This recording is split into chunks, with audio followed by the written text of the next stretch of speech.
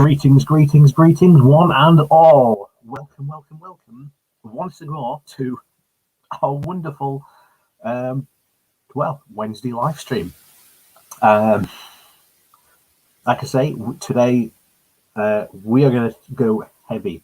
Well, maybe not heavy, but we'll see. Why are we talking about Northern Ireland? Well, as I've been saying a lot recently, within the past couple of days, and so much about, of course, the problems of the Northern Ireland Protocol, we have to talk about what happens if this goes wrong. Because we've had, since the Good Friday Agreement, one of the most successful peace agreements in the entire world is in jeopardy. And it is very, very clearly bringing up tensions in a community where we know what the consequence for this is going to be. We know what's at stake. So there is a very, very clear and present danger and threat essentially to the peace of Northern Ireland. And this is being brought about by Brexit, of all things. Not too surprising, but that's the situation we are in. So we are going to go over today how we got to essentially the Good Friday Agreement, the Northern Ireland Protocol, the consequences this is having on the community in Northern Ireland, as well as the consequences of this if this all goes wrong. And the other thing I would like to talk about, because this is, I think I've mentioned this before, there is this very, very naive viewpoint where if Northern Ireland rejoins with the rest of Ireland, then somehow it's all flowers and rainbows, and somehow it will be forever peaceful. That is a very, very naive view to take of it, but unfortunately that seems to be the view of a lot of people. Now, like I say, I have no problem with the United Ireland. I think that would be great. But there are going to be problems with a United Ireland and how that actually comes about. And I think not a lot of people talk about that. And I've never seen a lot of talk about like the preparations of what a United Ireland would bring to the table. Like, how do you do it? How do you go about it? Well, we know how we go about it. There has to be a border vote, a border poll stipulated in the Good Friday Agreement. So, like I say, at this very moment, I think it's very, very well and time to do a very, very quick rehash over the main problem of Northern Ireland. So the main problem, of course, in Northern Ireland is primarily comes down to essentially sectarian violence between the Irish Catholic Republicans and the Unionist Protestant Northernists, I suppose, the best way to describe them. And this has been long running. This goes back centuries, essentially. This goes all the way back to even before like the Battle of the Boyne, which again a lot of people talk about in this conflict and gets sometimes brought up in these conversations. So we have to know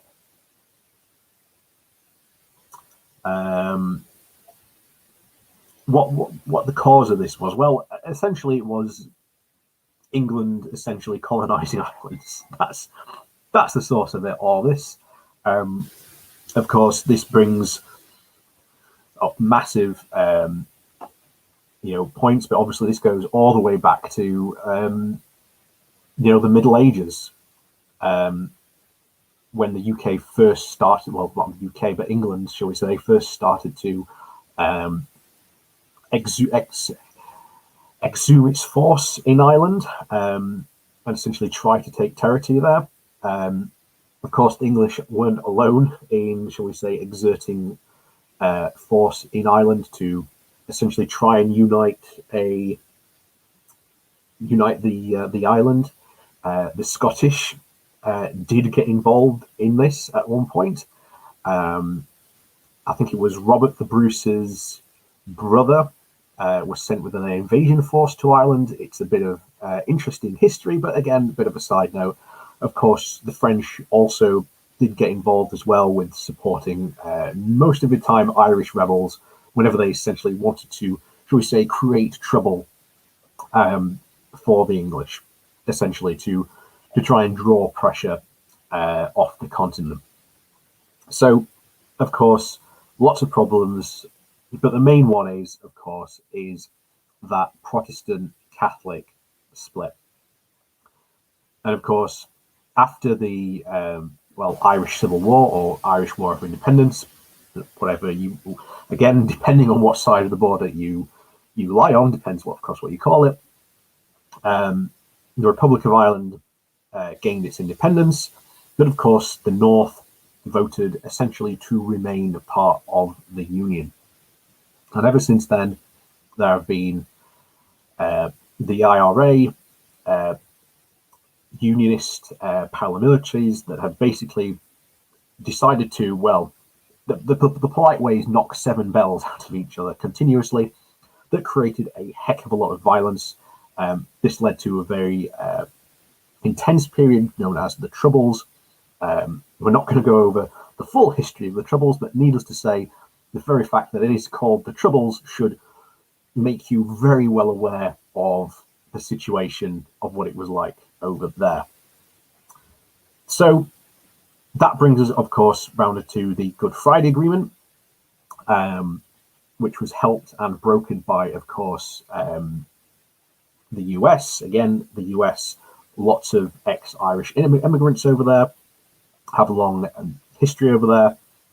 So that all came together and was finally negotiated back in 1997, which essentially, as we said, created one of probably the most successful peace agreements there has ever been. And this was helped, massively facilitated by the fact that there was no border. So with saying that, and of course, you know what happened with Brexit. Like I say, there has to be a land border somewhere, as we've said before. And of course, the Belfast Agreement explicitly forbids a hard border between the North and the rest of Ireland. And then now this border is essentially in the Irish Sea, where we are seeing the problems, of course, in trade. And I've hopefully managed to give a very brief, very skip rundown. I know there is hundreds of more things to talk about, and I know it's very, very, very complicated topic. And I know that I probably skipped over so much, but honestly, we could be here probably for the rest of the video, just discussing the past of essentially this conflict and, of course, its consequences. However, I think that the fact that the Northern Ireland Protocol is going to be pretty much the dominant story of the summer.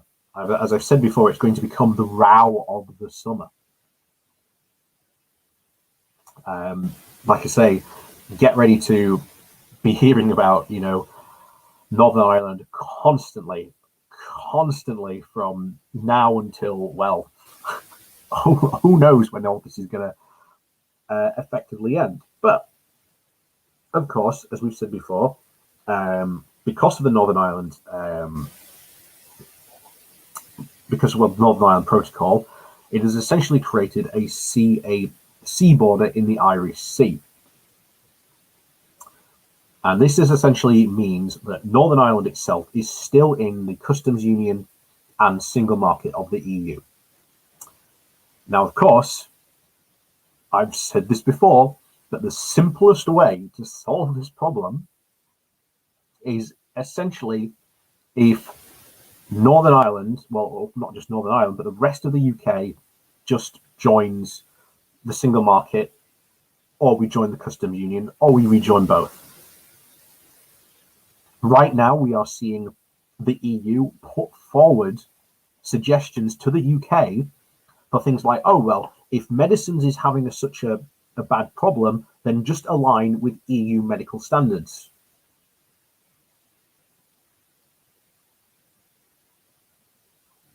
And of course, we haven't heard a response from that yet, but ultimately that's going to, the Conservatives and the Brexiteers are going to turn around and say no, because they have absolutely no intention whatsoever of even rejoining or, anything of the EU. That is literally not going to happen, especially under the current Tory party, who are, again, pretty much ruled in the parliamentary party by essentially Brexiteers and free market fundamentalists. They want no regulation whatsoever. And we're certainly going to see that agenda start next year. I tell you what, it's going to be very interesting going forward. But as I said before, this border is causing problems in Northern Ireland. Most recently really with the union. Sorry, I always have to check myself, because if you aren't aware of the Northern Ireland situation, when you say unionists, it tends to stick in your mind of, oh, is that not the people who want a united Ireland? No, they're the Republicans. I'm like, what? So I'm just going to make sure that I catch myself when I'm using the right phrase to describe the right people here. So essentially, we're going to go over this very, very nice piece which Vice News have done about how Brexit is reigniting tensions in Northern Ireland. So we're going to go over that today first.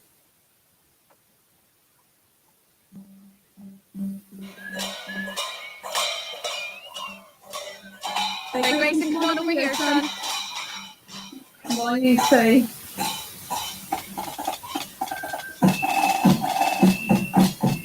Scott Woods, his partner Chelsea, and their 2 kids are getting ready for the July 12th holiday, an annual Protestant commemoration of a centuries-old battle for the British crown.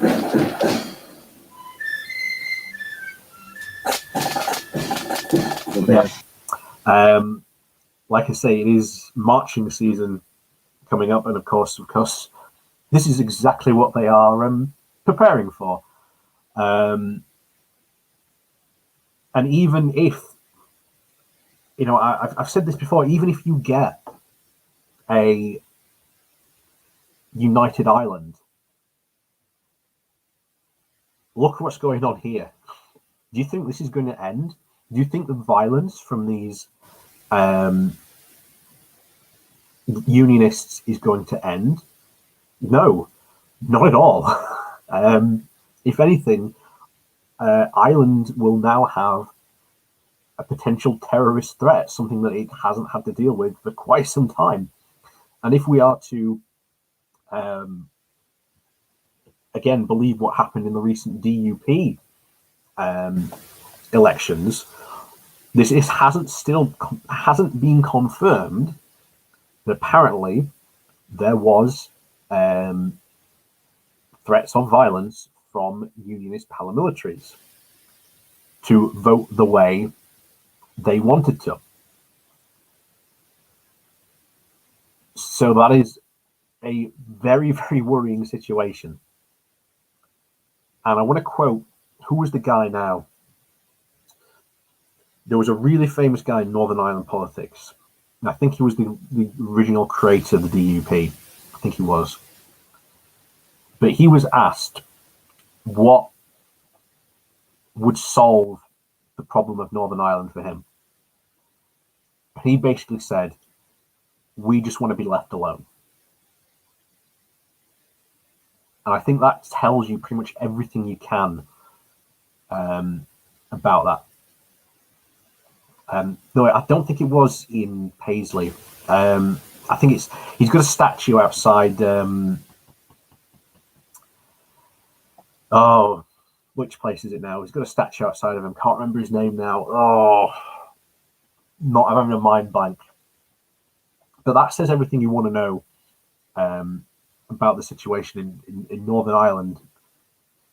You know, there is a section of people who just want to be left alone. And of course, there is also an immediate worry by these people that if our United Ireland ever does reform, that they are going to get, the short end of the stick. They are going to be punished. They are going to be, set upon by, the Catholics.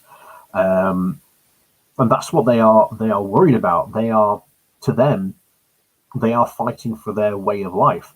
Now, of course, again, you go to the Republican side, and that's exactly the same.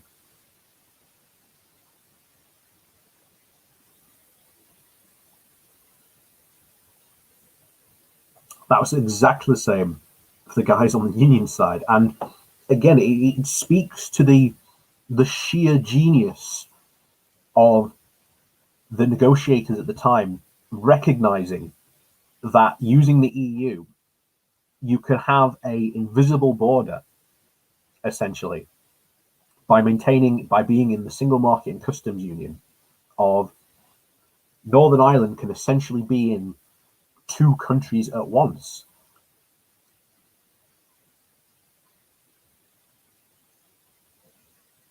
And that was the beauty of the Northern Ireland, the Good Friday Agreement. That's essentially what it did. It made a section, essentially, and the people in it, both the Republicans and Unionists, feel part of their country that they wanted to. So the Republicans felt more a part of Ireland, while the Unionists felt more a part with the UK. And we've got to admit how perfect that situation and the Good Friday Agreement really was, and the genius of it. And the very fact that now that's just going to go out the window.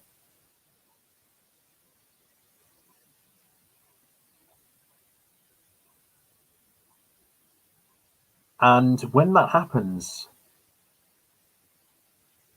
the genius of the Northern Ireland situation is destroyed because, of course, at the moment there is a hard border in the sea, which is really annoying the Unionists. Whereas the Republicans see this as more and more as an opportunity to essentially have a reunited Ireland. And this is inflaming tensions monumentally, more so on the Unionist side than it is on the Republican side. But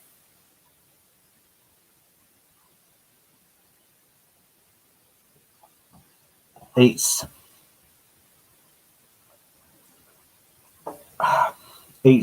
completely worrying. And I know what you say, dudes saying that, oh yeah, there's lots of Protestant in Ireland today.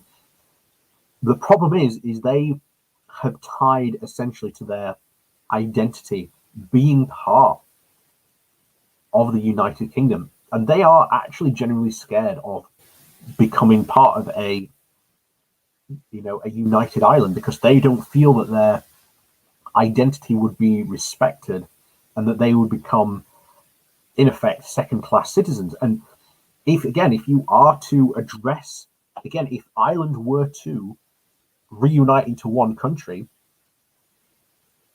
then the people of the Republic of Ireland would have to come up with solutions to respect their identity. If not, there's going to be trouble.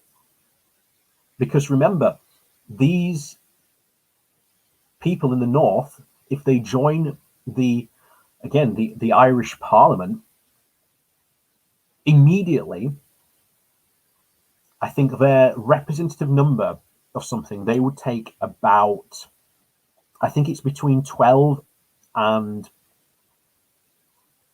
14%. So all of a sudden, they would also become not a main party, but they would become a very small but vocal section of the new Irish Parliament.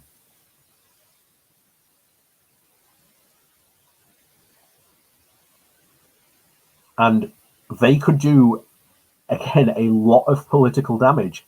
This is why when there is a border poll called, and again, not a lot of people realize this, that it's not just Northern Ireland that gets to decide whether it wants to rejoin Ireland. It's also the people in Southern Ireland that also get to decide if they want Northern Ireland to rejoin as well. And like I say, Ireland rejoining, just that Northern Ireland part of rejoining would have political consequences and it would have economic consequences. So these are two things that you don't tend to hear in these like consequences of what would happen if Ireland reunited. Because I worry that if they did reunite, and seeing the passion and, well, fanaticism, shall we say, in these people that we're about to see, worries me to an extent that the violence would not be over. And that we might see a something else come out of this, a new form of troubles. What form that might take, I don't know, but it's very, very worrying. So anyway, we'll continue with this. And there'll be a lot of things together. So in this one, it's more so sort of promise that you can tell version of the music as well. It's like all about your culture, your identity. This year, the 12th has. I want you to realize what a guy just said then. The marching season, which is coming up for them, is all about celebrating their culture and their identity. To a unionist,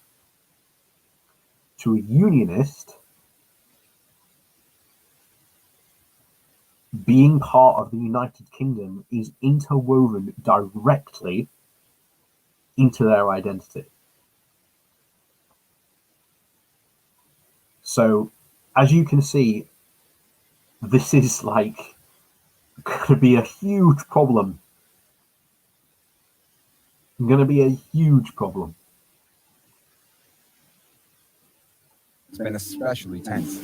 Britain's decision to leave the European Union has helped rekindle divisions in segregated cities like Belfast, which is split between nationalists, mainly Catholics who feel closer to the Republic of Ireland, and unionists like Scott and Chelsea, who want to remain part of the United Kingdom. What is your identity? I would class myself as British, loyalist, loyal to the Queen, loyal to the Crown. We've heard that tensions are a bit higher this year, that this July 12th means something different than previous years. What do you think about that? In a way, yes. There's a lot of people that are stirring up tensions. I identify myself as British.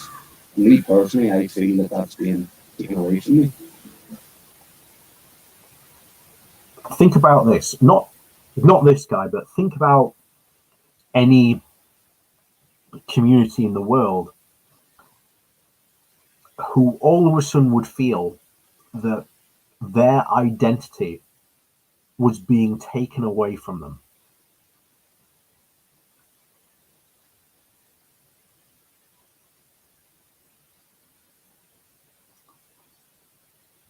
This is, again, what's so worrying about this situation, because if you look at what's the region in Turkey now?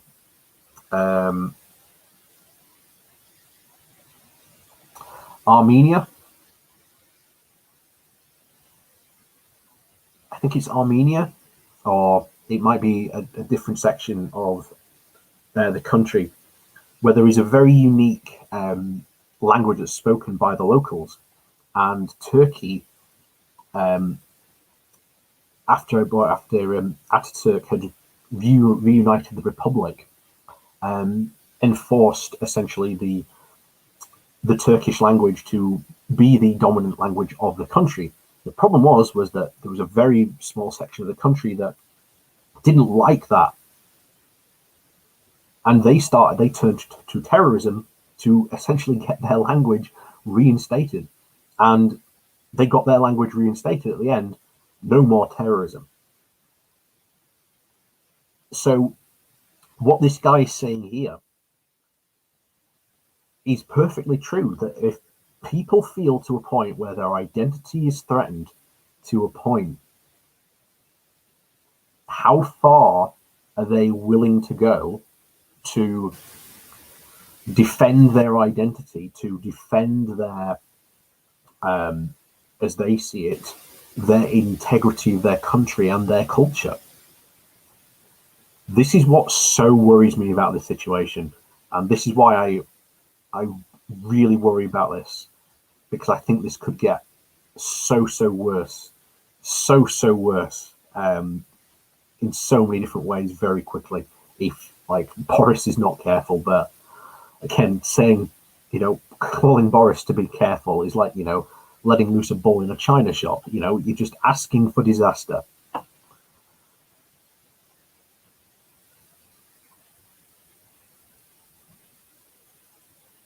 And a lot of people feel the same.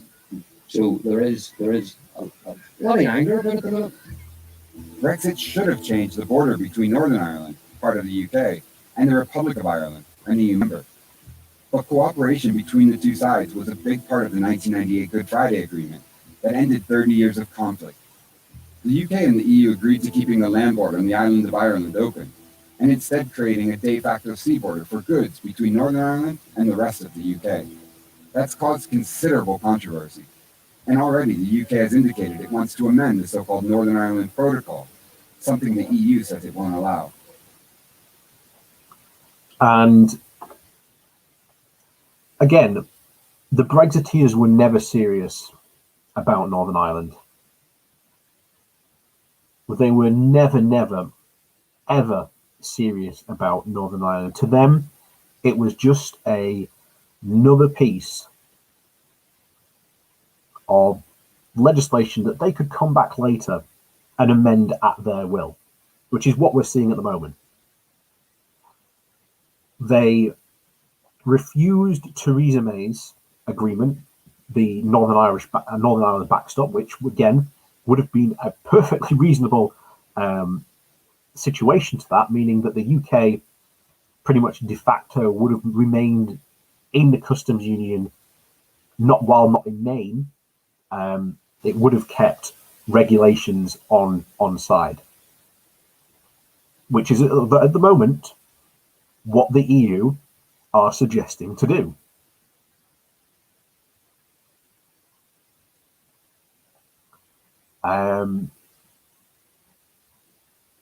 This is easily going to be, I think, the next, not only the next big problem, of course, with Brexit. Of course, this is always going to be the problem with Brexit. But it is going to be pretty much the next, I think, big political talking point, certainly in Western Europe, for probably the next 10, maybe 15 years. Again, depending on, shall we say, if at some point sense prevails.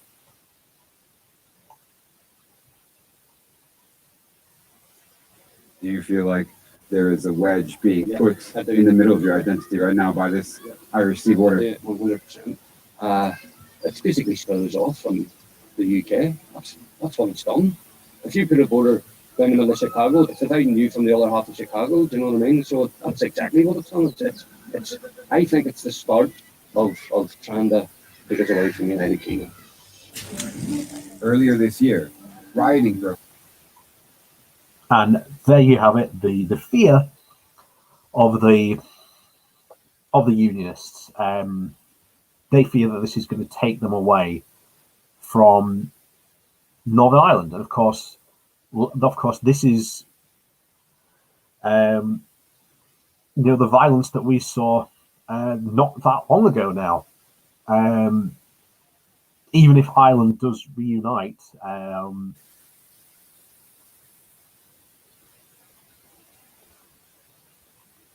does this violence disappear? Remember, these are Unionists, rioting, throwing petrol bombs. That violence doesn't go away. How do you then, if you united Ireland, how does a united Ireland then come and try and solve this problem? Sort of doesn't, unfortunately. And like I say, even though, again, a united Ireland maybe close one chapter of, shall we say, the history of Ireland, the unfortunate truth of the violence in Ireland will unfortunately continue, because these are, as you see on the screen here, Unionists writing about wanting to keep and remain part of the United Kingdom.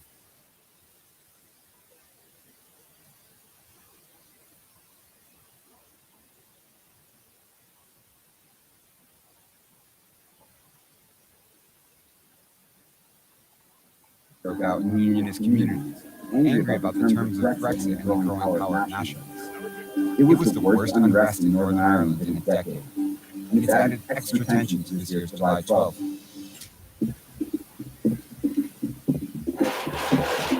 One of the holiday's traditions is huge bonfires, which are contentious because the towers are covered with anti-Catholic and anti-Irish symbols before being burned in Protestant areas across the country.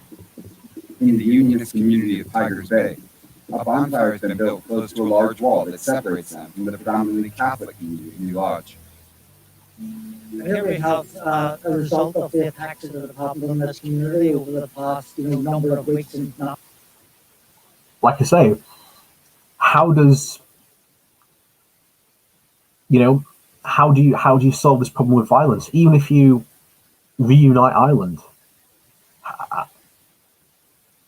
this violence won't stop.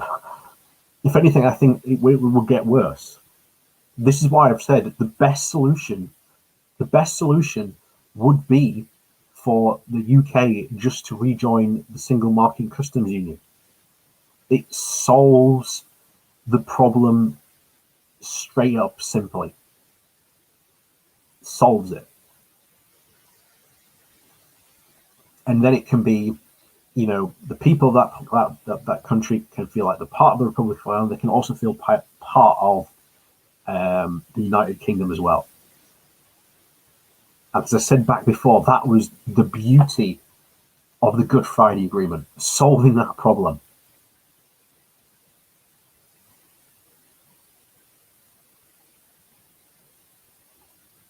not once, where a golf ball was launched from the top of the bonfire site that we can see here, and ricocheted off the tin hut we were assuming, and hit the window. They're just hitting golf balls. Yeah, they were on top of the bonfire. We have videos of it. They were on top of the bonfire, and the young fellow with the thing, I have to say, he knew how to use the club.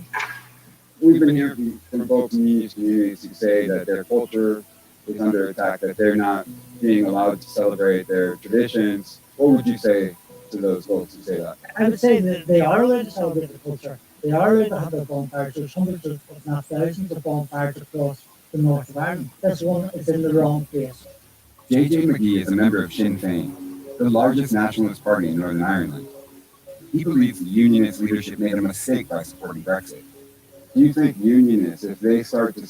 Of course, that is the point. Of course, Unionists were led astray by essentially the Brexiteers, dragged by the hand, so that they could get their support to try and get Brexit through, while trying to make sure that essentially that there was, quote, no problems regarding, the Northern Ireland problem. And of course, this goes all the way back to 2016, where, again, the Brexiteers were, when it was ever brought up, they just said, Northern Ireland won't be a problem. That was it. That was it. But like I say, this is going to cause huge, huge problems, regardless of whether Ireland, becomes a united Ireland, or whether we continue with this shenaniganry until we essentially rejoin the EU. See Northern Ireland moving closer to a union with Dublin. They're going to allow for that to happen. Well, yeah, I hope, hopefully, yes. Hopefully, conflict is a thing of the past in Ireland. And, I don't want to see the gun brought into politics ever again in Ireland. We've lost far too much. You think that explains the fear then in unionist communities? Parties like Sinn Féin are getting more popular. The Catholic population is increasing in Northern Ireland. Do you think unionists feel like they're losing out? I think they have a fear. They have a fear of being United Ireland, which is unfounded, because their fear of being United Ireland is not my vision of being United Ireland. We want to debate on a new Ireland so we can talk about what is good for both communities and all communities. Not just, and it's not about religion, this is about people. Anger among you. He's got a fair point there. But unfortunately, that conversation is not taking place. And how you would start that conversation in Northern Ireland, especially now, I genuinely don't know how you would have that conversation. Let's face it. I don't know where you would go with it. Don't know how you would have it.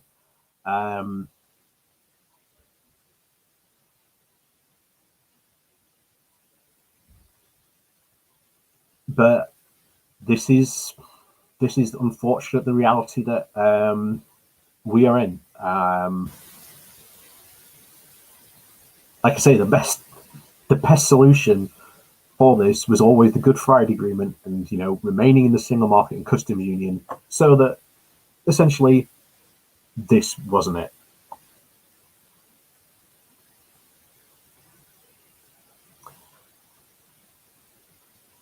Yeah, and that again, that's the point of what I've been saying. A lot of the point. These people are so connected to being part of, being part of Ireland, not being part of the UK. If, as that guy said, Queen and country, he's a loyalist. That is so ingrained in their identity. They're going to have that ripped away from them. How do you solve that problem?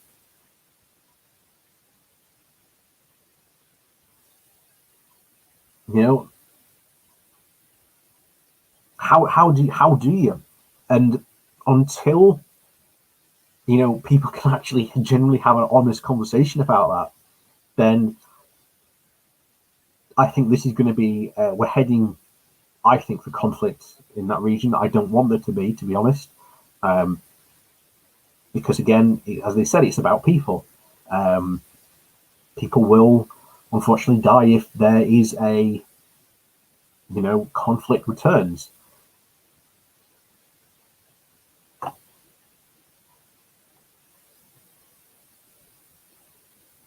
Unionists is not only directed at nationalists, but also their own political leadership. The DUP is the largest unionist party in Northern Ireland and was a fierce supporter of Brexit. There's been a fragile peace here in Northern Ireland since the late 90s. Why would you risk inflaming tensions by supporting something like Brexit? The peace process was all about how we deal internally with the tensions within Northern Ireland about our membership of the United Kingdom. The European Union hardly featured in the peace agreements. There's this myth going around that somehow or other Brexit was against the peace process and the peace agreements. It wasn't, because the Good Friday Agreement was all about our internal relationships within the United Kingdom. Is Britain's time in Northern Ireland coming to an end as a result of Brexit? No, I don't think it is. The government is now, of course, trying to undo the damage which it has done, and Boris Johnson's getting into all kinds of trouble about breaking international agreements, which he has made it quite clear he will. You have no regret for supporting Brexit? No. Yeah. Let's put all a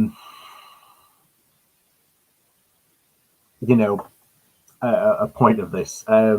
Boris Johnson breaking international agreements, it would make the UK an international pariah, and essentially no one would ever trust the UK for making any somewhat of agreement.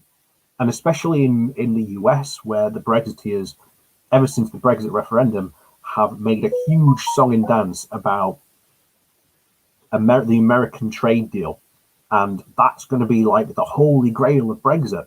Well, there's a very, very strong Irish caucus in the country, that, especially in the Democrats and Republicans, where if they think they see Ireland or the people of Ireland getting the shaft, they will step in and just say, no trade agreement for you until you sort that out. And I have been very, very surprised so far that we haven't heard anything from America about this situation. It's very, very surprising.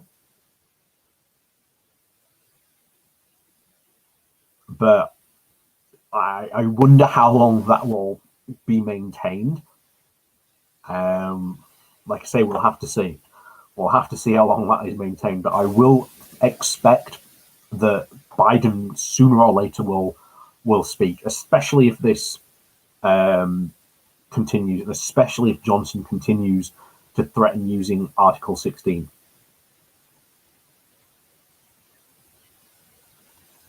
Johnson's getting into all kinds of trouble about breaking international agreements, which he has made it quite clear he will. You have no regret for supporting Brexit? No, I have not.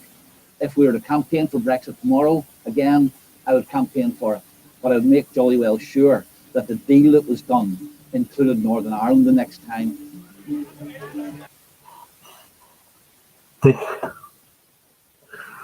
They did.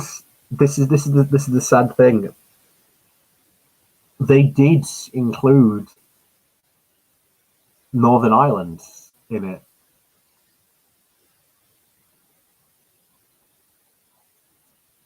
They did include Northern Ireland. The problem was that because of the Good Friday Agreement explicitly says that you cannot have a land border between the North and the Republic of Ireland. So where do you put that border then? If you can't have it there, where do you have it? Well, you have the sea border, and essentially the Northern Ireland technically remains part of, in the single market and customs union, even though it's part of the UK, and the rest of the UK is out of it. That is essentially what happens.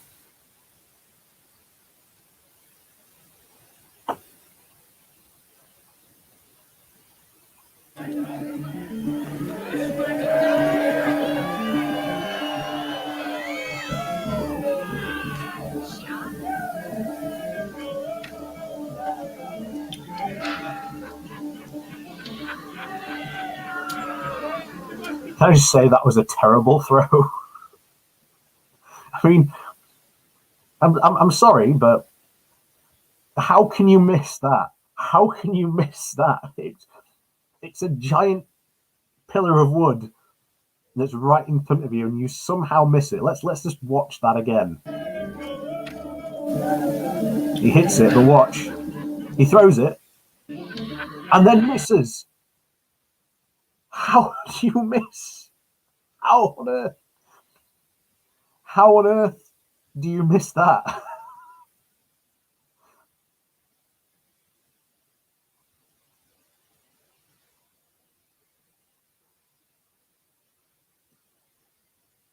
Yeah, how on earth do you miss that? That is insane. I don't understand how you missed that from that range in which she was throwing it there. Then I mean, you can see it there at the side. Completely missed it by a country mile.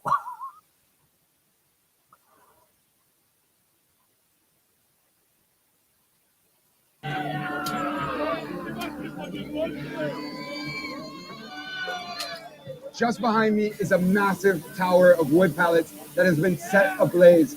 This bonfire commemorates a battle over 300 years old when a Protestant king defeated a Catholic one in battle. I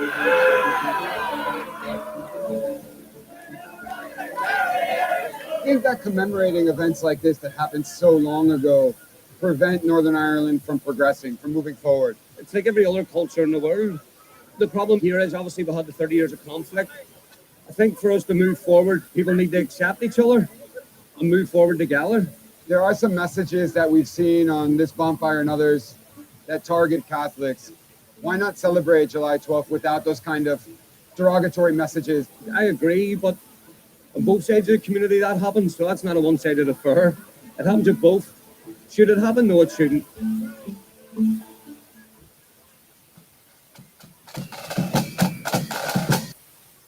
And like I say,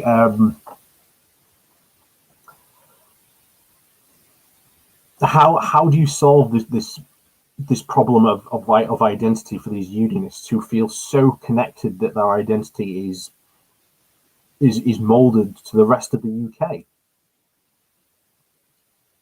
Even in a united Ireland, that's going to cause a lot of problems because you're not going to. Because if the island turns around and says, we're going to stop you marching and stop doing this, like commemorating the Battle of the Boyne. Ooh boy.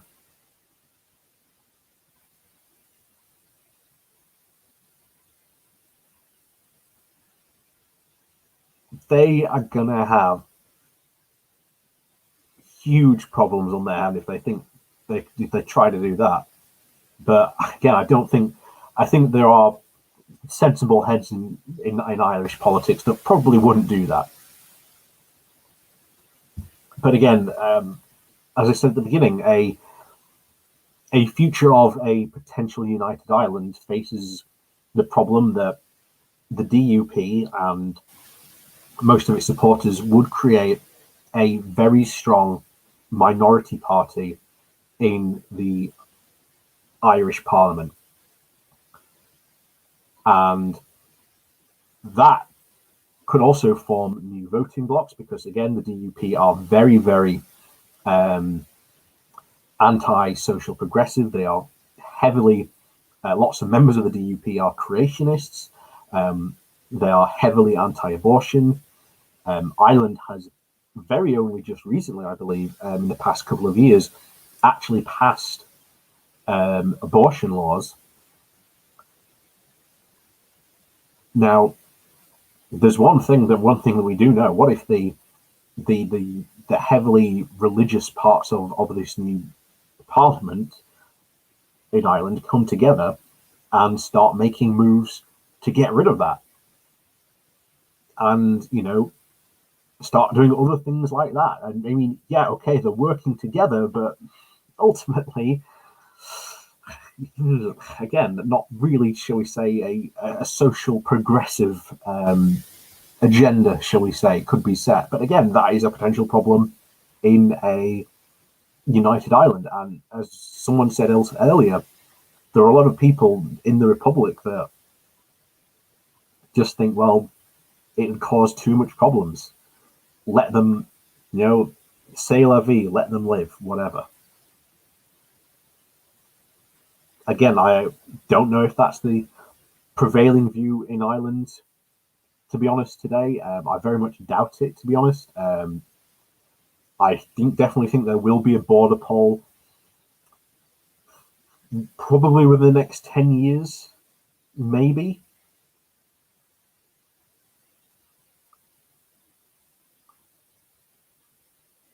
Oh, yeah, of course. I heard about that, the Ash for Cash scandal.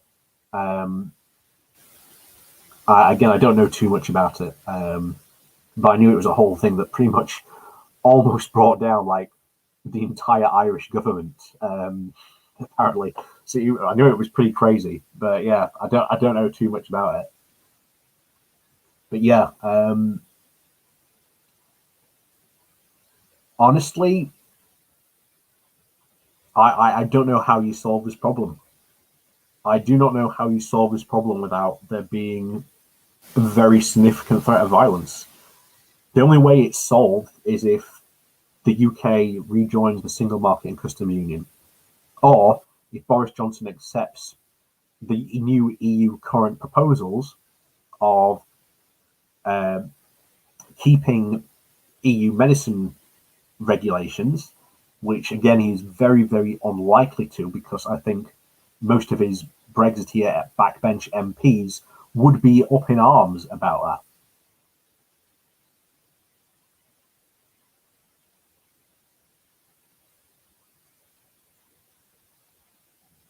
Oh, they wouldn't. Here's the thing: the DUP would never get into government in Ireland, but they would always be a very strong minority in the Irish Parliament, and that would give them, in some cases, some very interesting power.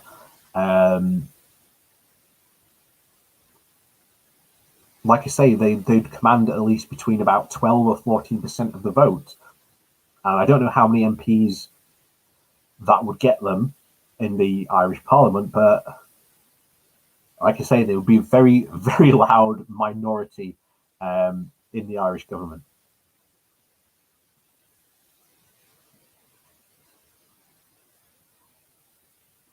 Well, not government, but Parliament. You get the idea.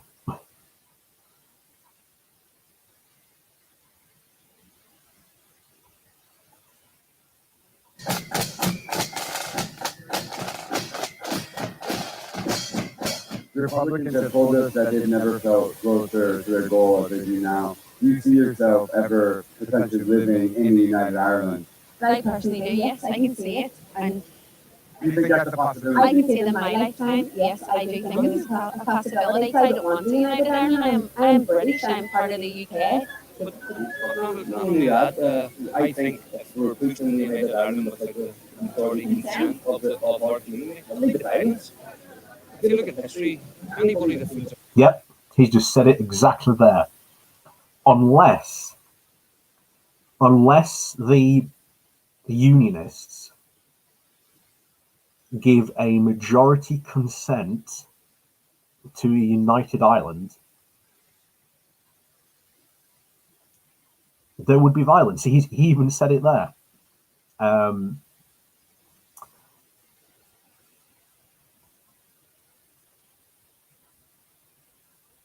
That would be a very, very large problem.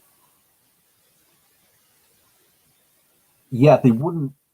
You are right. 12 and 15%, they wouldn't grow necessarily, but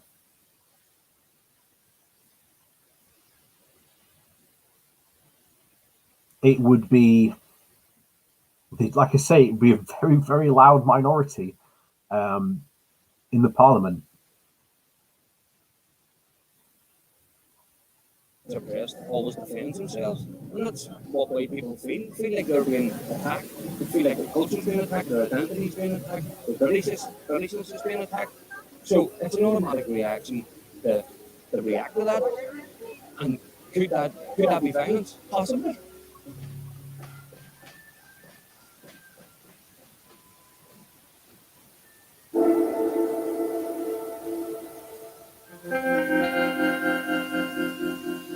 So this is your shirt, this is his band shirt, this is what they wear, and then this is his band hat. Grayson plays the cymbals, so he has, and Gil plays the flute.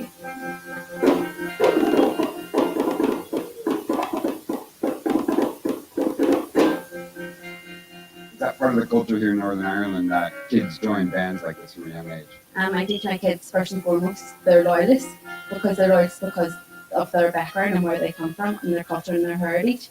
And this here falls into it, being part of the band. It's not about to promote hatred.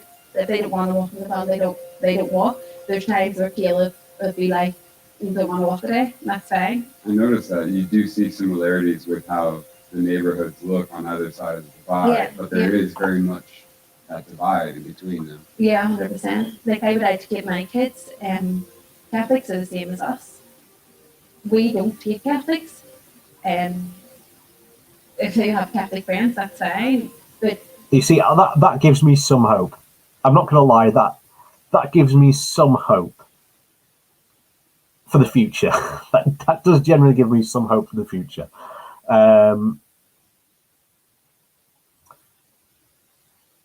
But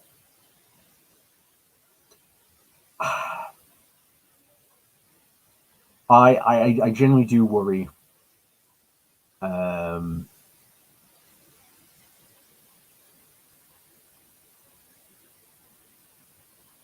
The problem about that, I generally do worry about that. I really do. But that does give me, hope for the future. In a way, small, but as though it may be.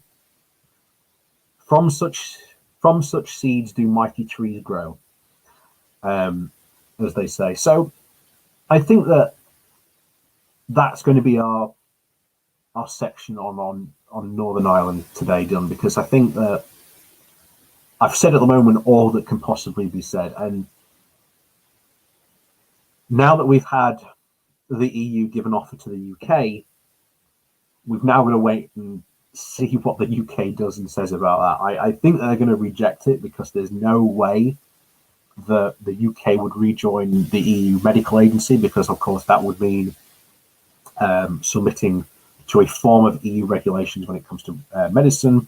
And of course, again, Boris Johnson's backbench Brexiteers would never, ever allow that in a month of Sundays. Never.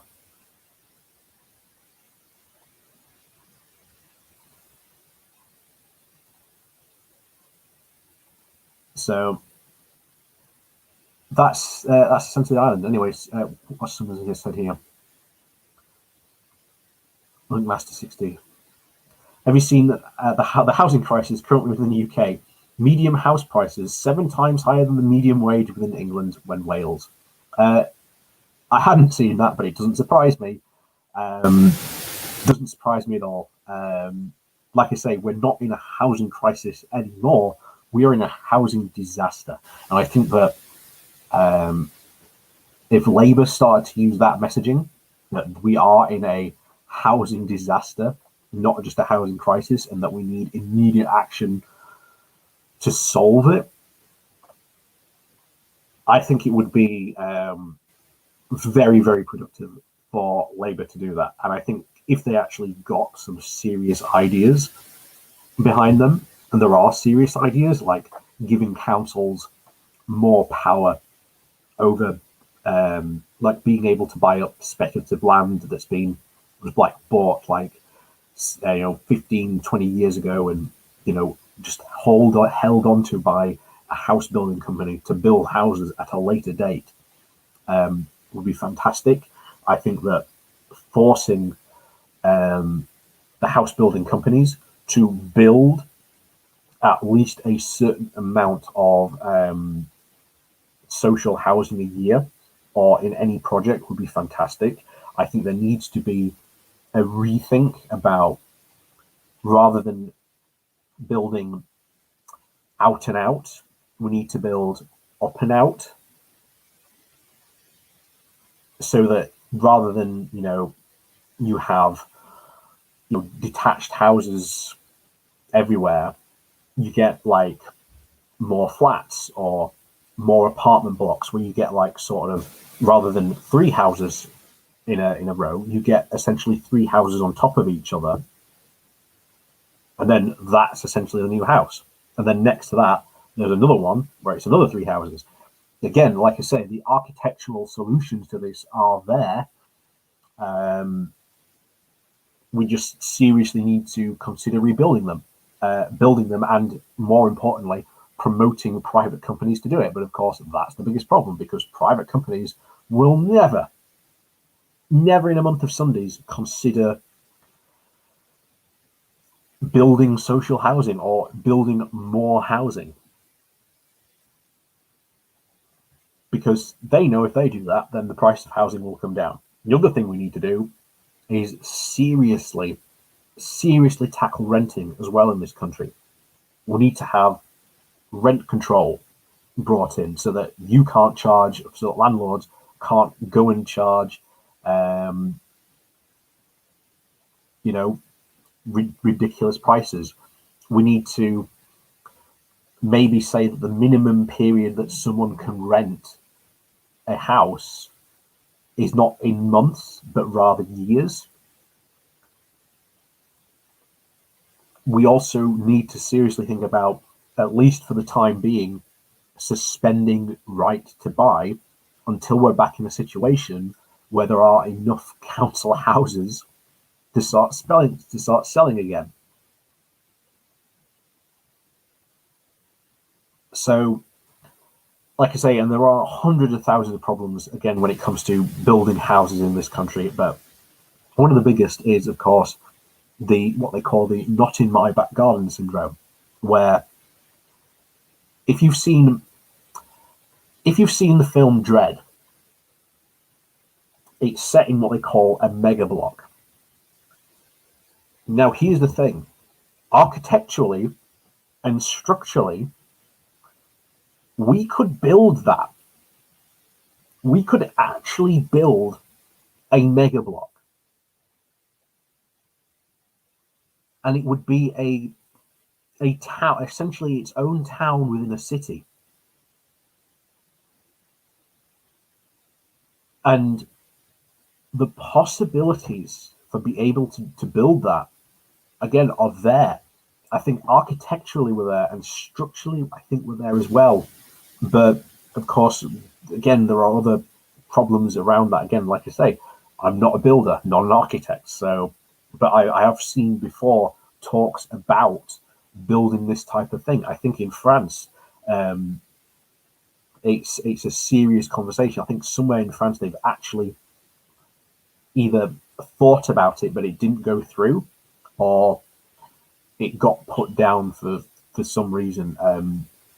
But yeah, I think that's what we've got to think about doing, and I think people are very hesitant to build that type of building because they're worried about, oh my god, if there's this massive building, then my house price is going to come down. And that's another thing that we have to deal, that culturally we have to deal with this idea that if you buy a house for, let's say you bought a house for like £100,000, then now culturally we get this in our idea in our heads that I now have to sell it for more.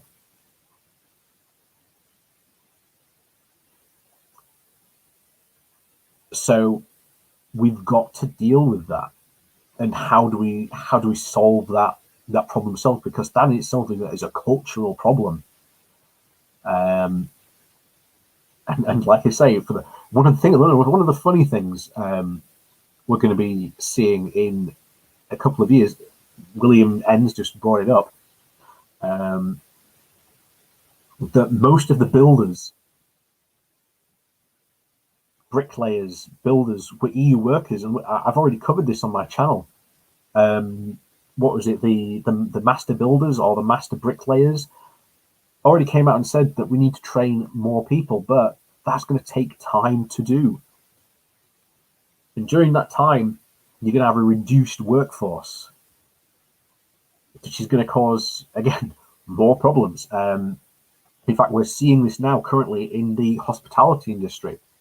We're seeing wages in these jobs rising because they're desperate to try and attract new workers, because most of the workers in the hospitality industry in the UK were from the EU.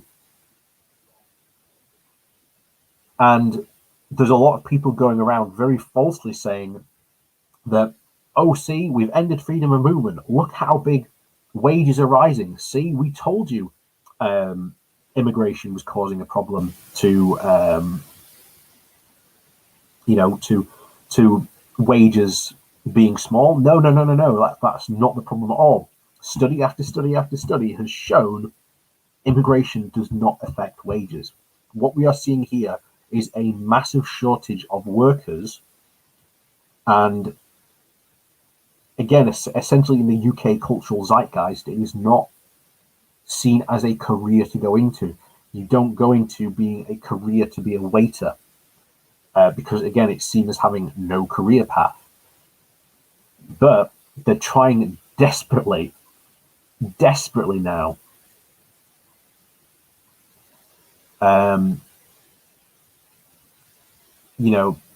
to do that. It's and this is going to not have a knock on to the consumer as well, because higher wages mean that the hospitality industry is going to have to charge more to help cover that.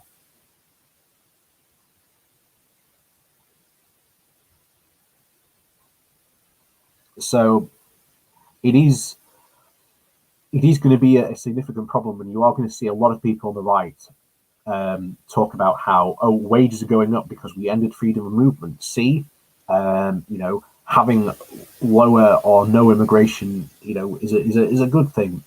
Again, we'll get to that problem when these idiots start to make that argument. But trust me, them making that argument is coming down the road. It's coming. Trust me on that one. But anyway, what should we do next? What shall we do next?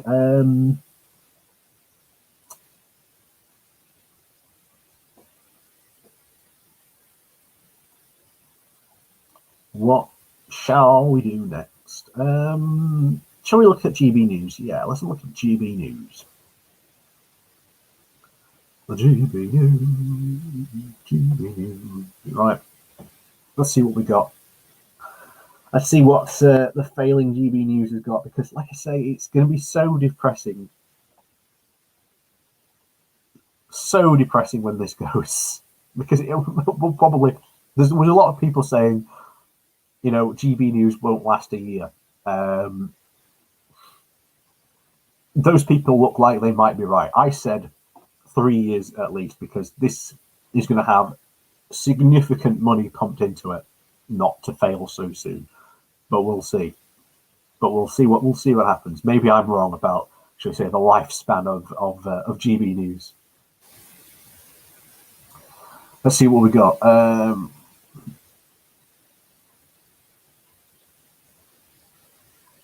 What the hell is this? Sir John Hayes, MP. We should end this business of funding woke extremists on the taxpayer. Oh.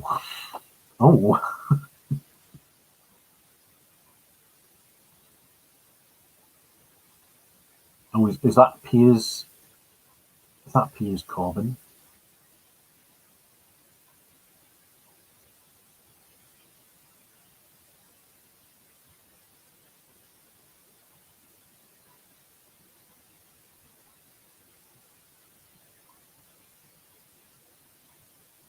Supermodel.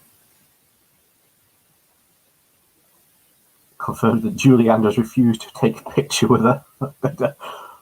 Don't know why that's a thing. Oh dear.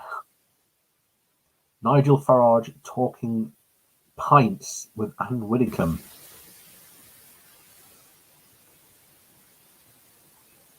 That will be weird.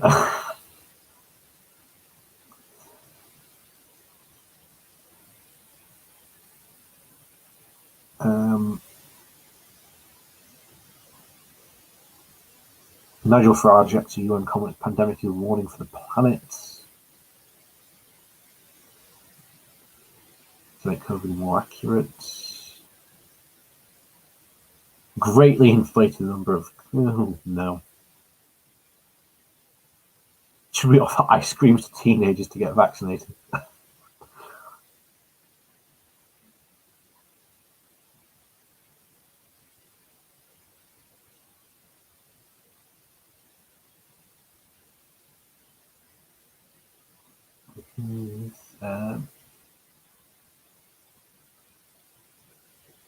Success. Stand by phone.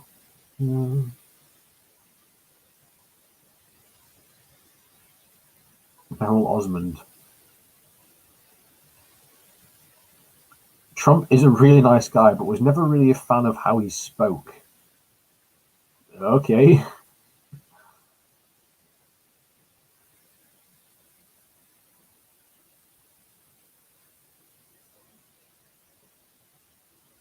Vaccines.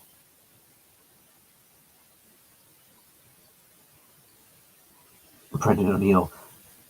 Speaker's corner attacks demonstrate the growing culture of intolerance. For those of you who don't know, Speaker's Corner is infamous for having, attacks on there. They're infamous for having attacks. That's why there's a constant police presence there.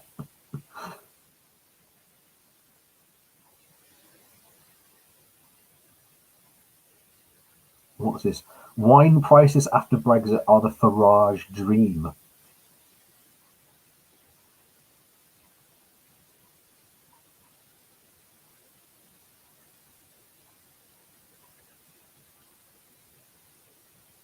Big looming health crisis.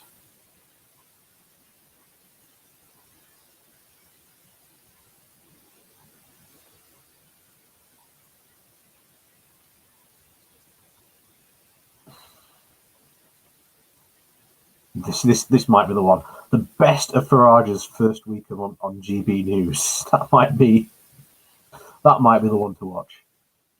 Yeah, tell you what, we'll watch how Farage's first week on GB News went. Of course, Farage was very coy about this, saying, "Oh, at 5 o'clock, something big's going to happen," and then everyone pretty much said, "Yeah, Farage is going to be on GB News." What a surprise! Of course, he was going to end up on GB News. Where else was he going to end up? Anyway, let's see what Farage is going to say. This is GB News, and we are 5 weeks old. We are a fledgling in broadcasting terms now. I've no doubt you've read and seen some criticism of GB News. The sets are black and dull and boring. Well, have a look around you. You can see things are changing. Some of the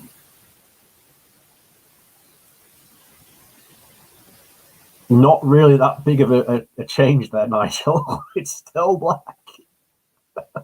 It's still black. tech issues didn't work on day one. Well, name me a broadcaster that's ever launched that didn't have some tech issues on day one. Channel 5, Channel 4, ITV, BBC, pretty much all the big channels, even Sky, have not had tech issues on day one. And bear in mind, it wasn't just day one. We have been covering GB News since it began for a couple of weeks. And every time that we've covered them, they've had awful audio issues. In fact, this may be actually the first time we're watching a GB News video that has somewhat decent audio. Again, congratulations, you've got the tech issues sorted out. Why did it take you so long, though, to sort them out? But they're improving too.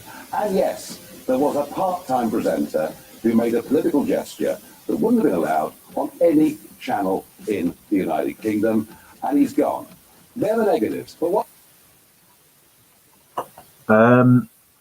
I'd like to remind Farage of Andrew Neil's opening statement about GB News, saying that this would be the channel that spoke the truth, that spoke truth to power, and that would respect freedom of speech.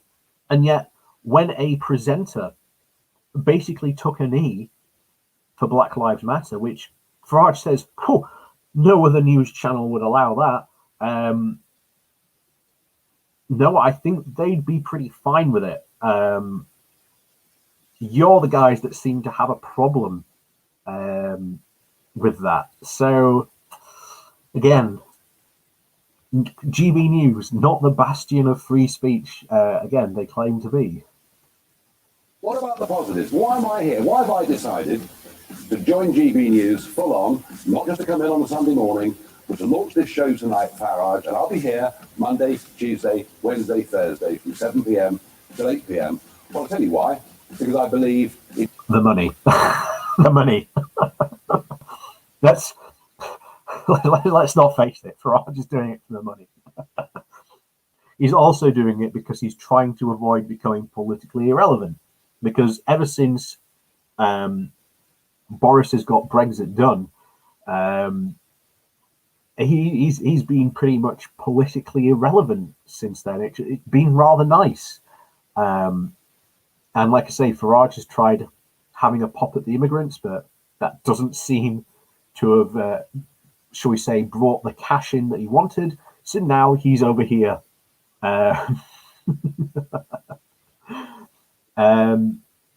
You know, in the UK, well, back on GB News, shall we say?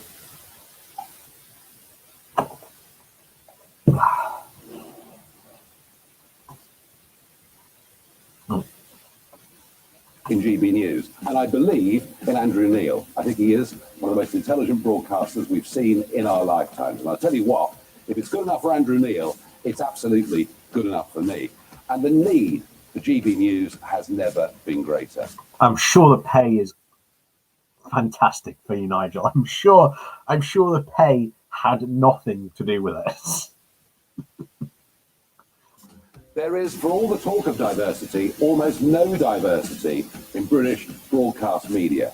They pretty much take the same centre-left, liberal, woke, pro-cancel culture view on virtually everything. It's as if what?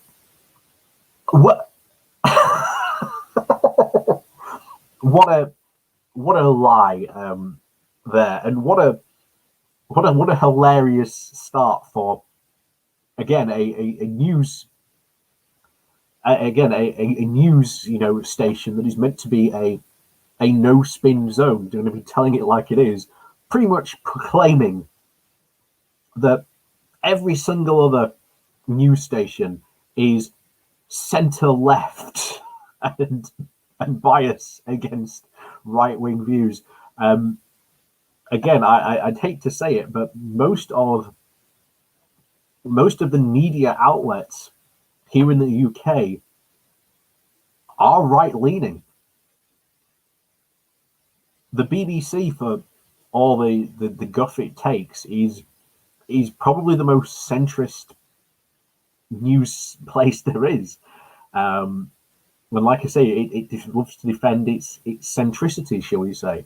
And like I say, whenever it does something, reports on something about the left, the right kick off about it. Whenever it reports something about the left, the left kick off about it. The BBC is damned if it doesn't, damned if it does. Like I say, in terms of newspapers, the only non-right-leaning newspapers in this country are probably the Independent and the Guardian, and of course the Daily Mail. Pretty much the UK's biggest selling newspaper, also its biggest selling and biggest, most visited website in the UK. I think it has worldwide trending figures as well. Again, very right leaning. So wrong from the start there, Nige. Forgotten that outside the M25, outside of metropolitan London, there is a very large population of people who have an entirely different view, and yet they're looked down upon, despised virtually by so many in politics and media. Yes, the metropolitan elite. The metropolitan elite, how dare they? Even though Farage is part of that metropolitan elite, again, he was a former city banker. He's part of that elite well and truly, and he's just, well, found, shall we say, an acceptable way to appeal to people who, let's say, he would never, ever truly sit down and have a pint with. Yeah, in this country. Well, GB News is here very much for those people. We're going to be a voice for those people, and we're going to be, unashamedly, a patriotic television station. So I'll be here every night, taking on the tough stories of the day, taking on stories that other broadcasters actually don't want to touch. They find it all a little bit too... No, if it's news, then broadcasters will take it on. And of course, sometimes news items do get bumped because, again, something's a bit more, shall we say, important to talk about. So inconvenient for their own world view. And I'll give my opinions every day on that. And yes, in sometimes they may well be quite strong opinions. But here's the real point. The real point is I will have guests on that disagree with me. And I want you. You know what's quite funny? This only has about 13,000 views. I'm very pleased, to be honest, that I have videos that have more views than Nigel Farage does on the GB News YouTube channel. I'm sort of proud of that. I'm sort of very proud of that. Please, through GB Views at GB News, to tell me where I'm going wrong, to put me straight. And I tell you what, I'll read them out. I'll do a section every night called Barrage the Farage. I'll take your difficult questions. I'll take your criticisms too. The point is, we want open, free, democratic debate for it to be conducted in a civilized manner. You will, I promise you, hear both sides of every argument, including my own position and my own view. And you... Yeah, Farage will never talk to someone on the left. Although, actually, no, wasn't there Andrew Adonis he was talking to a moment ago? I'm sure there was, but that might be fun to watch. That might be fun to watch after this, but we'll see how much time we've got left. You then can make your own minds up. I've been involved in the past in some small ventures that have become quite big ventures that have perhaps even changed the course of British politics. And I'm now involved with GB News because we need to change the landscape of British broadcasting. And you know what? We're going to do it.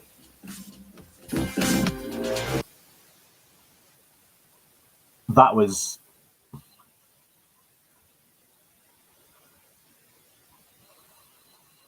That was ridiculous. That was almost word for word what Andrew Neil said on the opening of GB News itself. So far, it really hasn't really lived up to the hype, and a lot of people are saying it well and truly that Farage is the last ditch attempt to try and prove that GB News has some sort of relevance, hence why he's now turned up here. Like I say, I think they were expecting a far bigger splash than they wanted to. I mean, one of the big people that is missing, of course, and of course GB News is practically should be tailor-made for him, of course, Piers Morgan. Where's Piers Morgan in this? Surely GB News is tailor-made for him. But of course, they've been already run out because I'm sure you've heard of Talk Radio. It's basically the right wing's answer to GB News. Went and snatched up a lot of the right wing pundits to appear on their show. So, Talk Radio has a lot more, shall we say, even bigger audience than GB News. So interesting about that. So let's see what else he's got. This is Barrage the Farage. This is where he's answering quote unquote public questions. So let's see how. Well, this is the thing. If he's going to take people's questions, then Nigel has a perfect excuse not to really take the hard questions, or looks like he's taking the hard questions when he's not. But we'll see what Barrage the Farage is about. Well, as I've said from the very start of this, this is not going to be an echo chamber. This may well...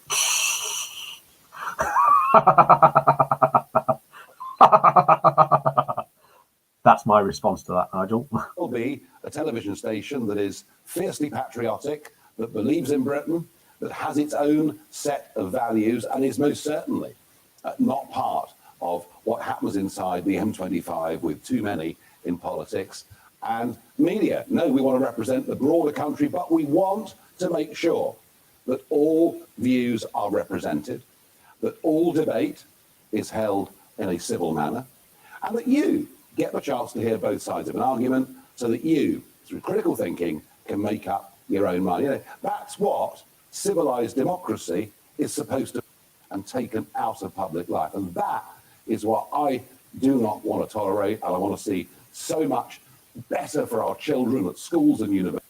And Alan on Twitter asked me a question. Why has Boris announced these unlawful COVID? On this programme, Farage asked me a question. This is the first one. Why has Boris announced these unlawful COVID passports? Let's see what Nigel has to say about this. Boris announced these unlawful COVID passports. He's going to come down against these passports, of course. Nigel Farage, one of the great anti-lockdown originators. Again, right back to the first lockdown. Farage, one of the people saying, no, don't lock down. There will be a disaster, we'll destroy the economy. Passports. Well, because I think the mad scientists are telling him that's what he's got to do. He thinks the mad scientists are telling him that's what he's got to do. That's all you've got to think about I would challenge Nigel Farage if this is so prominent. Get an expert, a virologist, or an expert in public health to talk to you, Nigel. I'd be very interested in what they'd have to say and what you'd have in response to their expert claims about that.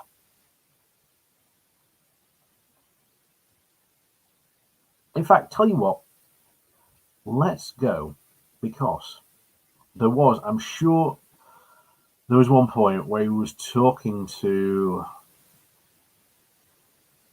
oh Christ, Anne Widdecombe. Oh.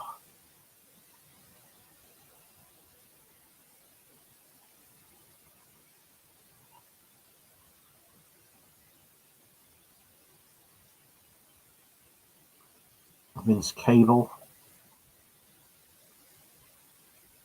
No, I thought it was. I might have been Vince Cable.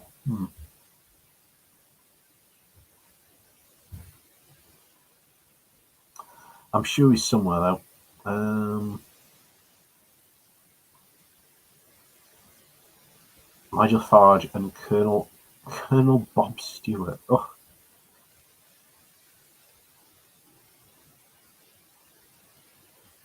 Oh, this might be good.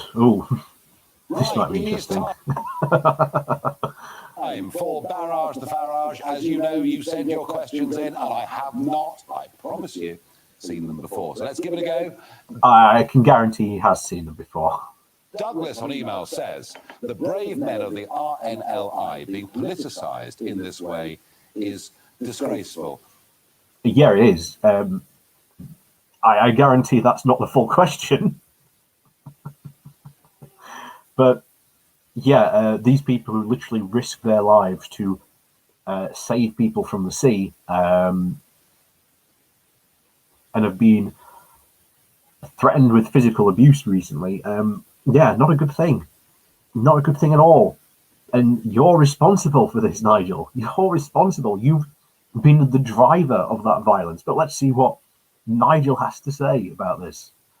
Yes, I wasn't trying to politicise them, I promise you. You did. You did it on purpose. And as a result, these people are now being threatened with violence. And yes, you are right. Did you notice? That's not a question. Indeed, that is not a question. Like I say, that was not the full question. That was probably part of leading up to something about the question, and he just cherry picked that's the part that he wanted to answer. I just feel sorry for them for what they've got to do. Roy says, sorry, Nigel, I agree with most of your views, but I can't blame any government minister for trying to stop the spread of the virus. And on this occasion, that was it. That was his answer to that question. That was terrible. Of the virus. So his answer to the question. I promise you, I just feel sorry for them for what they've got to do. Roy says, sorry. That's it. I just feel sorry for them for what they've got to do.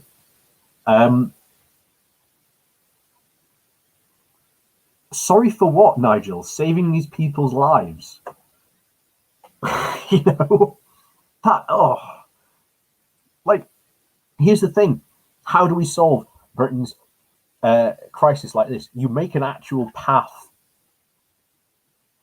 for citizenship. You say, if you want to come to this country, you want to live, you want to work here, you want to start a life here in this country, this is what you're going to do. This is the path to citizenship. And you make it easy.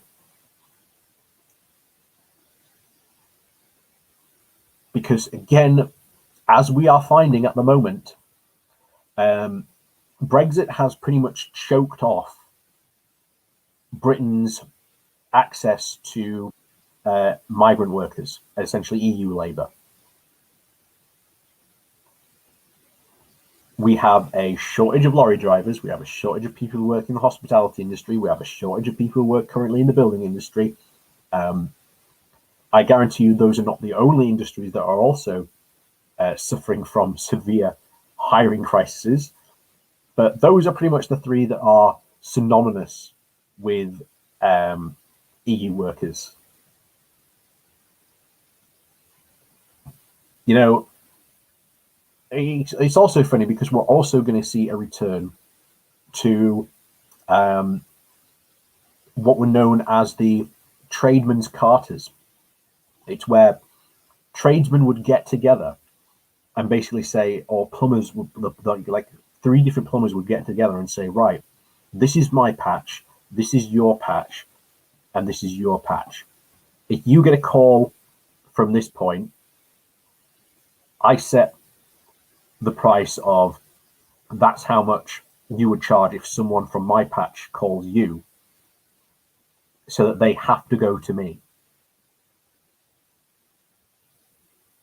This is what we're going to see again. And of course, during the 90s, when we had freedom of movement come in, we saw these, again, European plumbers, electricians, you know, home improvement guys come in and then start to undercut these people who had formed these carters. And then, like I say, it did improve the situation, but we're going to have to definitely see problems about this. And of course, Nigel here is sorry for what they've got to do. What are you sorry for about what they've got to do, Nigel? What are you sorry about? That they save people's lives? Why is that a bad thing? Are you sorry if a firefighter has to save a migrant's life from a burning building? Are you sorry if a policeman might have to save a migrant's life in a situation? Are you sorry that a paramedic might have to save an immigrant's life? Are you sorry if a doctor has to save an immigrant's life? That just shows you the level of empathy this guy has. He has absolutely none for these people who are traveling hundreds of thousands of miles to come and live and work in this country. Now, Nigel claims that, again, this is a very patriotic channel. Try to be pro-British. Well, you know what? If someone wants to come to this country, wants to live here, wants to work here, wants to start a life, I say more power to them. The most patriotic thing you can do is say, welcome to this country. And Nigel Farage is not prepared to that because, again, he has an intense dislike of foreigners. As you've just seen there, he's sorry that the RNLI has to save migrants from the Channel.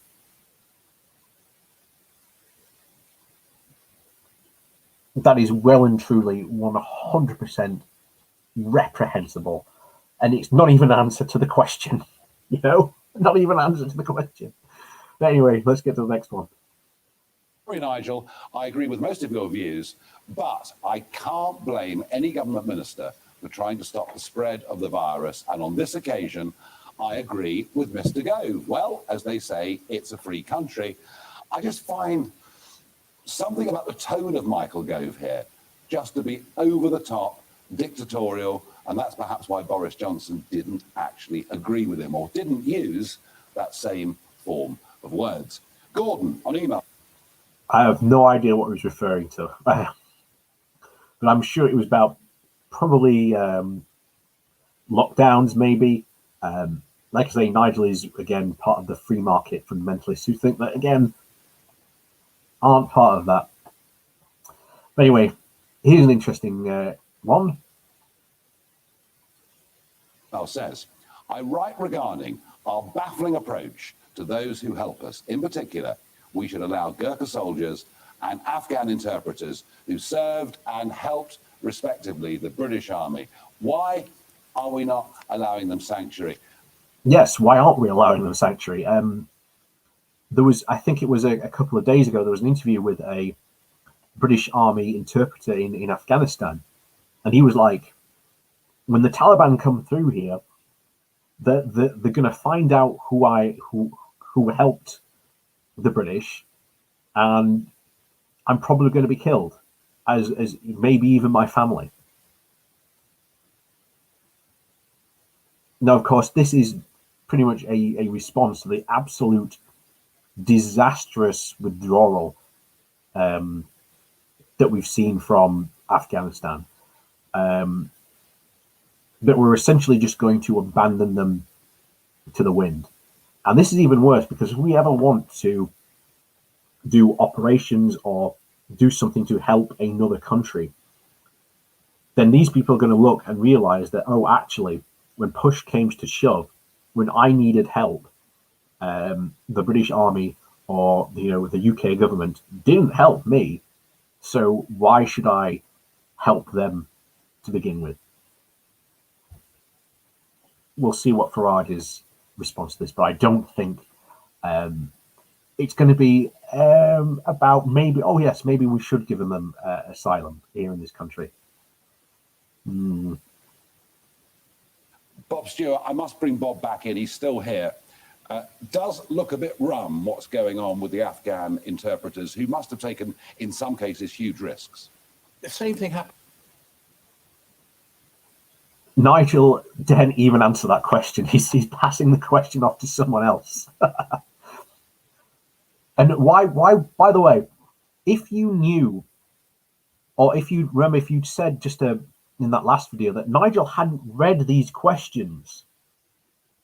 Remember, Nigel, quote, hasn't read these questions, but why would you keep a guest in the studio who you could then pass that question off to?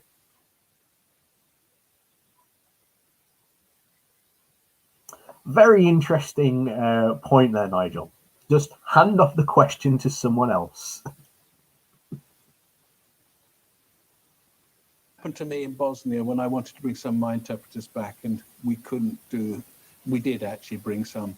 They should be brought back, but they should be checked out to make sure that they are really actually in danger. And that's the first thing. And as for Gurkhas, it's not a question of if they are in danger. They are in danger.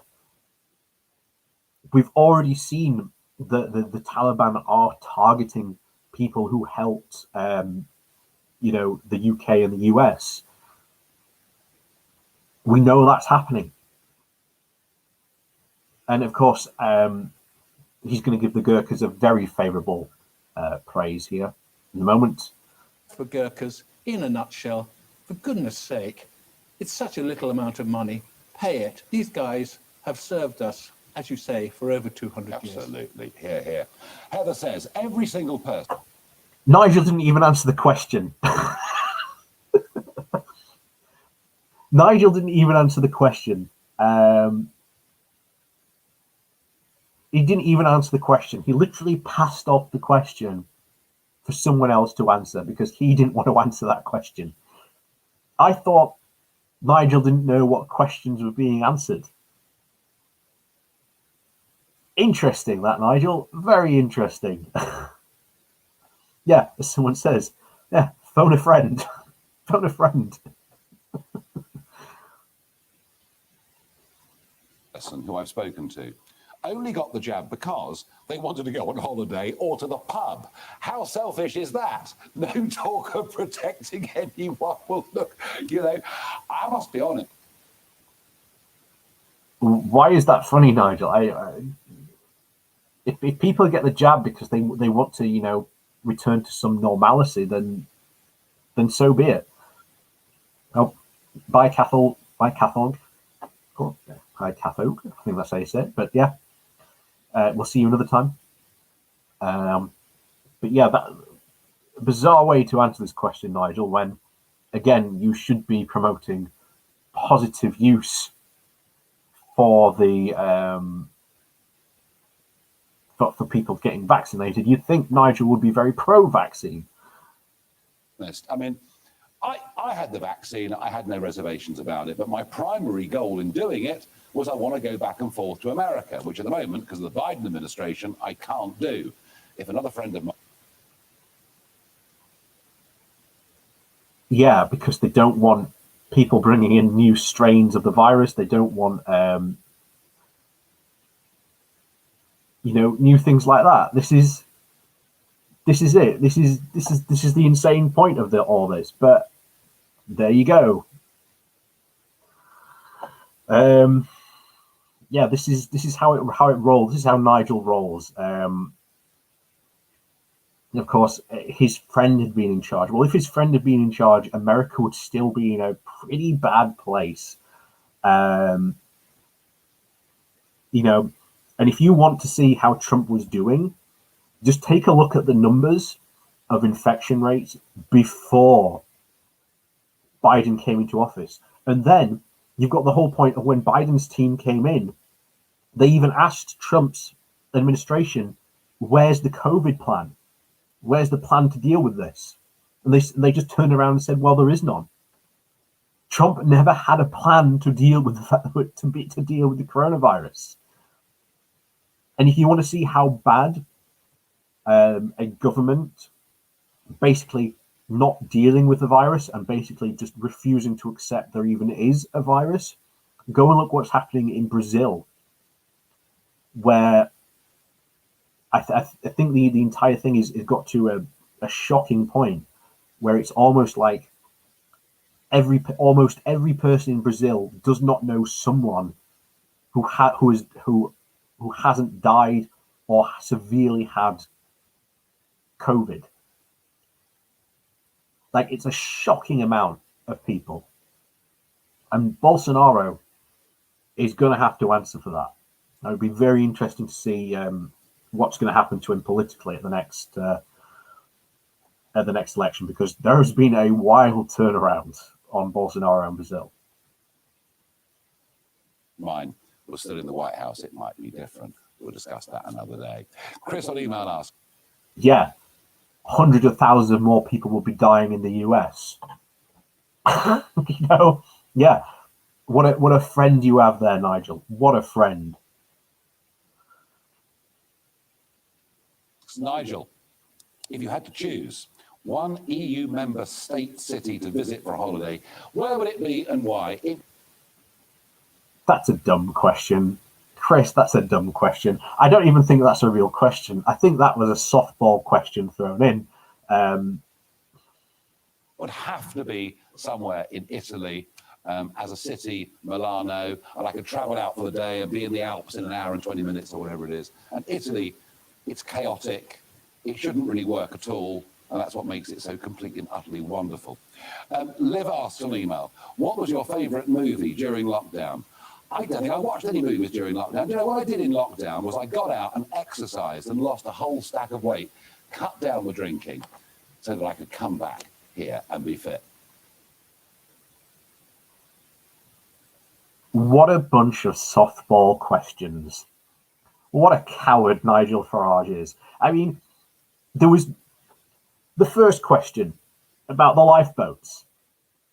He didn't even answer it. It was literally, no, I'm sorry for what they've got to do, which pretty much implies that he doesn't like the fact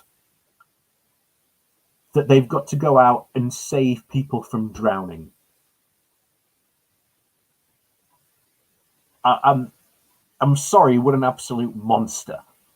What an absolute monstrous comment to say about people who risk their lives to go out to sea to save people. And then his question about saving, the interpreters over in Afghanistan. Of course, he didn't answer it because that would open to him that, oh no, Nigel Farage is pro-asylum. Can't be. Nigel can't have that. Again, like I say, that's why he kept his friend there, so that he could answer that question. And to say that, again, that Nigel, quote, doesn't know what these questions are going to be, that's quite suspicious. And then, of course, the final few were the fluffiest questions ever. I'd hardly say they're about anything, to be honest. That's a bit interesting, that, Nigel. A bit interesting.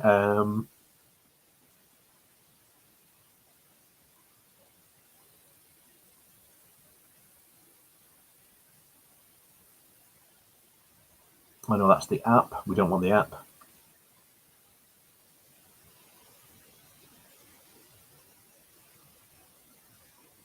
And of course, as you can see here, straight away, no chance he'll ever go to the RNI again. I'm not paying for an illegal boat service. Of course, again, this is the type of crowd Nigel's gathering. Oh, well, look, here's a classic comment. Our children are not. Our children now safe in places like Rotherham and Blackburn from grooming gangs. Like I say, grooming gangs were never an issue.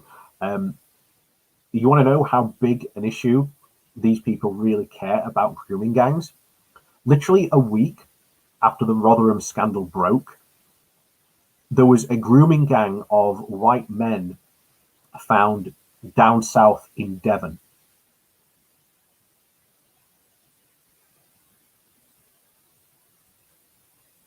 The right wing and people who complain continuously about these, quote, grooming gangs never had a single word to say about that grooming gang. It was all Rotherham, Rotherham, Rotherham, Rotherham. And unfortunately, still to this day, the Muslim population in Rotherham are paying for people like Nigel Farage and Stephen Yaxley Lennon spreading their hate.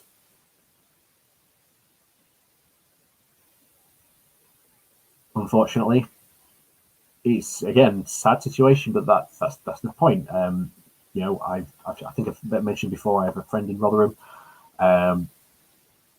They say it's still not safe to go out for someone of the Muslim, shall we say, population after a certain time, unless they're with people. Again, that's very upsetting. And again, I don't want that to happen.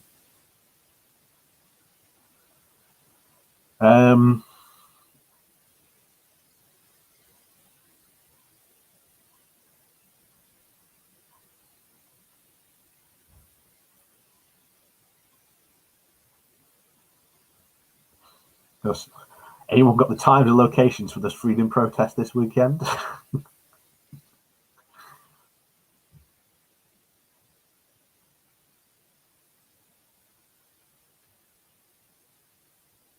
There's a lot of Americans suspiciously watching GB News. I don't know why.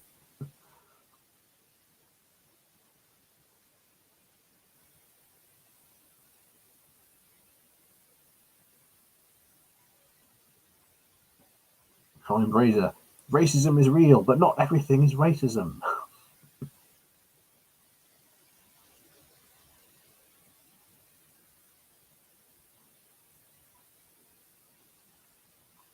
Anyway, that's been it really for.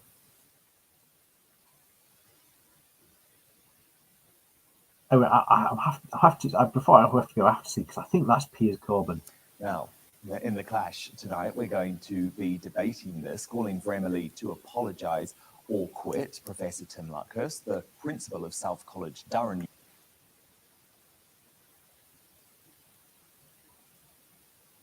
Oh no, it's not. No.